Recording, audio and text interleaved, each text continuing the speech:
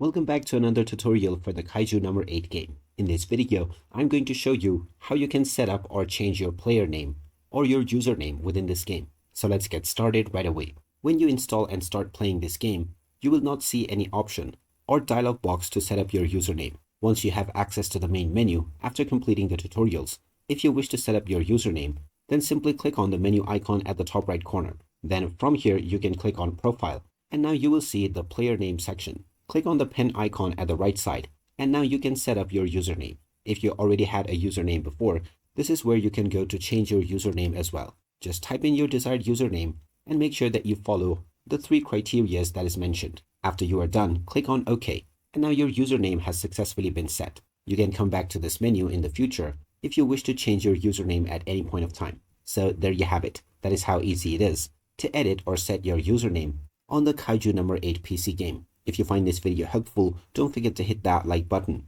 and subscribe to our channel for more helpful tips and tutorials. Thanks for watching. See you in the next one.